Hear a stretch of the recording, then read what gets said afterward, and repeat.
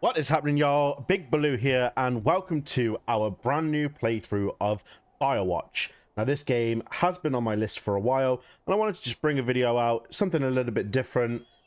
So, here we are. Gonna hit new game, and see how it goes.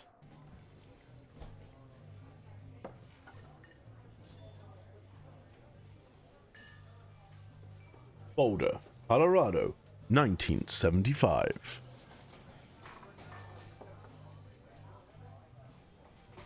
You see Julia. She's about your age, late 20s, laughing with well-dressed professors and grad students from nearby CU Boulder. You, Henry, are out drinking with your pals. You approach her. You are drunk.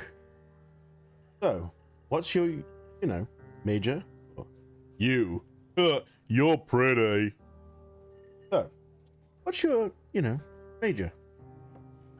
You slur the word major, and it smells like cause. You give an awkward smile. Evolutionary biology, she says, and I'm a professor. Cool, you reply. What's yours? She asks. She sniffs the air. Toxicology? Was that a burn? You ask. He says definitely. Worried she hurt your feelings, she asks if you want to split a cheeseburger. 1 week later, and you're Julia's boyfriend.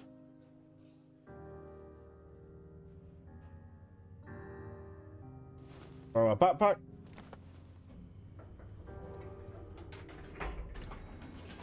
Oh, ooh. Well, I'm gonna guess this is our truck.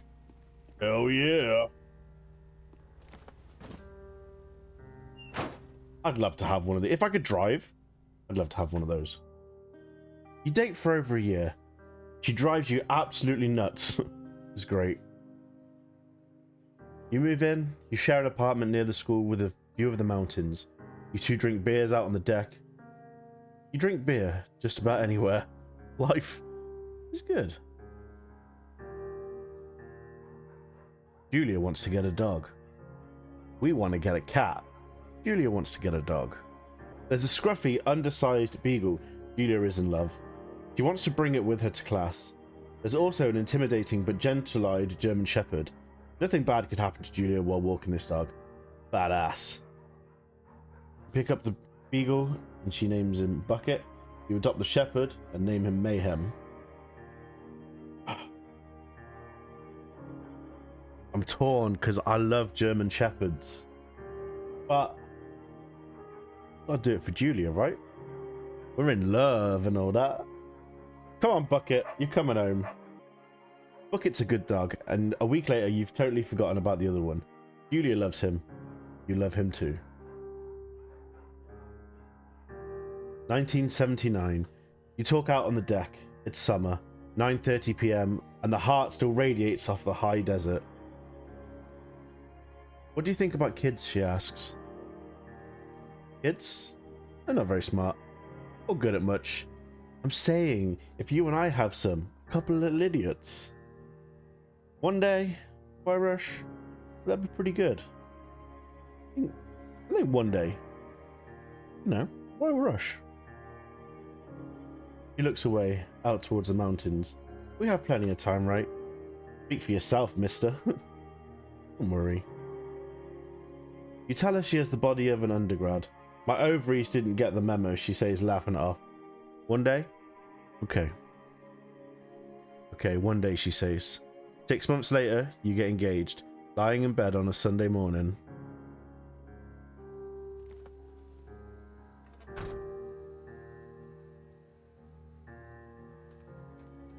Oh, this looks beautiful.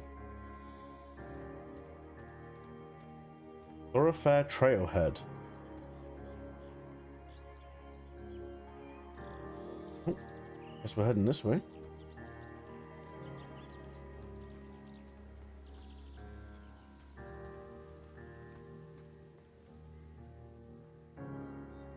"1980. It's a Thursday night and Julia is 4 hours late. She doesn't call. You're worried and getting angrier by the minute. She walks in after you've gone to bed. She's not quite drunk, but she's clearly been having a fun time. You fight when she gets between the sheets. You get mad, you ignore her. Pro tip. Don't go to bed mad or angry. Don't ignore somebody, that's just rude. Henry's pissed. He's mad. You call her an inconsiderate asshole. She tells you to F yourself and to not be such a baby. You call her selfish. She knows you mean it, and it hurts her feelings. Yeah, good job we didn't have those kids, huh? 1981. Julia still likes to draw. She draws plants from her research. She draws all the places you go. Draws you. I'm going to frolic like a Victoria's Secrets model. Because I am fabulous. It is very nice. It's very nice indeed.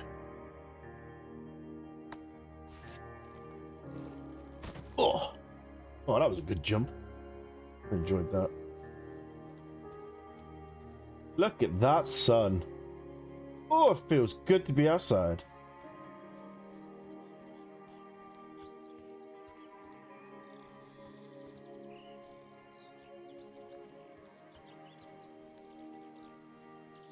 Just stop and listen to the birds sometimes.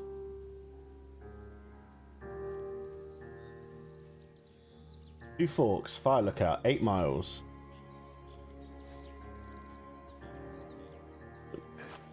Hop over there. Oh, beautiful. 1982. During the summers, you and Julia enjoy walking bucket at night.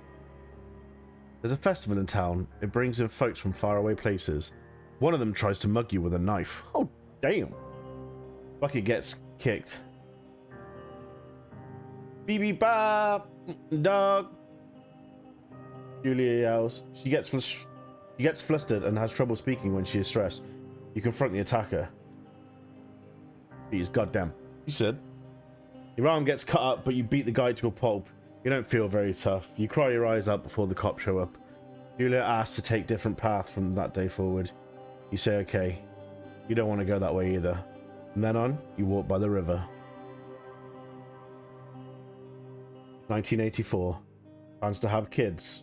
Get waylaid by work. Julia gets offered a job at Yale. Yale is in Connecticut, 2,000 miles away. It's a great job. Associate department chair. She wants to move. You absolutely do not. Agree if she commutes back and forth, convince her not to take the job.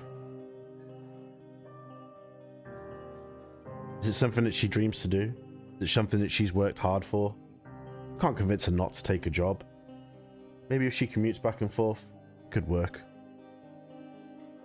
You ask her if she'll commute back and forth. You don't want to move to Connecticut. She says that'll be hard, but she'll do it if you won't move. You tell her not to pass it up if it's what she wants. She agrees. She flies back to Boulder 3 times each semester. Should have moved. Julia is sent home from Yale on paid leave after having an episode. She lost it on a colleague for borrowing books that were important to her research. She didn't remember she had happily loaned them to him just 2 days prior. He was found crying in the stairwell. You say that maybe you guys should talk to someone about it.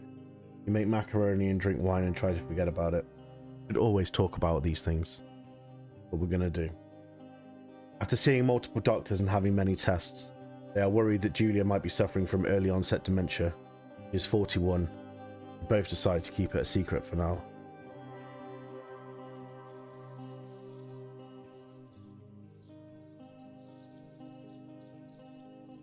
Look at that sky.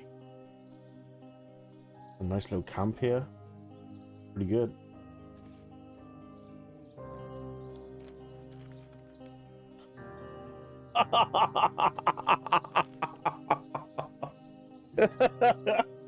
That's what I look like as a Victoria's Secrets model.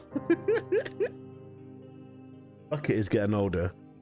Julia comments that it's kind of nice because he gets in less trouble around the house. A week later, she goes back to the university. Julia's affliction gets worse. She can't remember things in her class. Her research is in shambles. She drives her car to the next town over for no particular reason and has to be brought home by the police. She is devastated. She is sent home on permanent medical leave. Some days you get the Julia who calls you a dope and your unborn children little idiots are the days you get a stranger. She pulls you into bed to make love. After 5 minutes, she goes into a panic, believing her dad is at the door. You tell her family. They are crushed and begin to make trips to and from their home in Australia to visit her. For a while, your friends come by with little things to brighten the day. She gets worse. You spend your days following Julia around the house. Count the seconds between the 2 weekly visits from Daniel, the nurse. He suggested that Julia could live somewhere else, somewhere with 24-hour care, a home. Sits with you for a couple of months. You decide to move her into a full-time care facility. You're determined to take care of her by yourself. We're determined, guys. We're determined.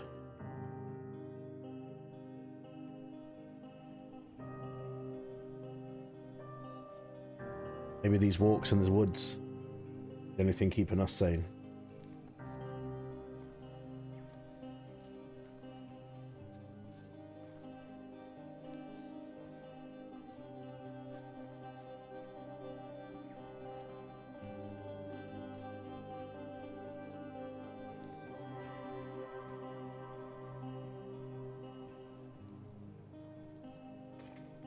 Beautiful.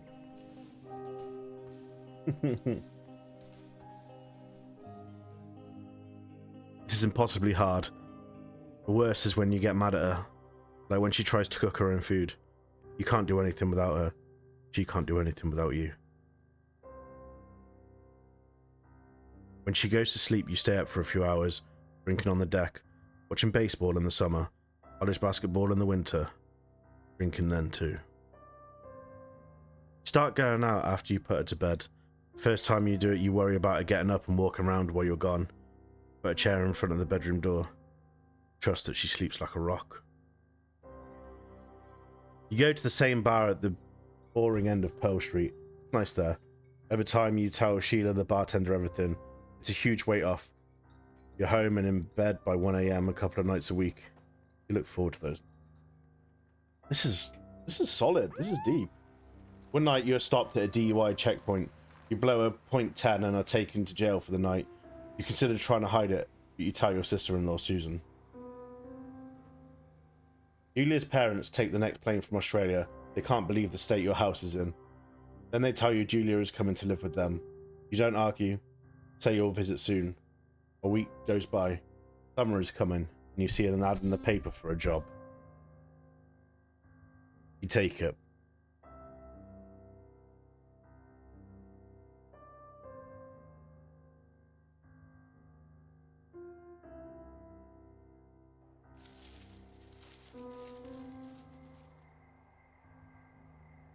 Guess this is the job. We're gonna be Firewatch up here. Just us, nature, a big beautiful moon. Possibly go wrong.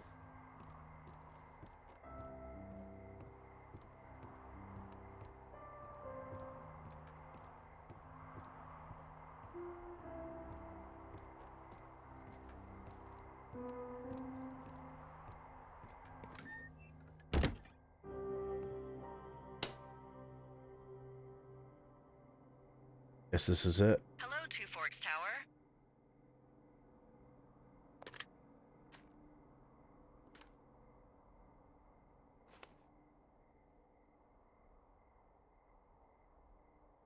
Right, guys, this is where we are going to wrap up episode 1. We'll see how the rest of the story goes.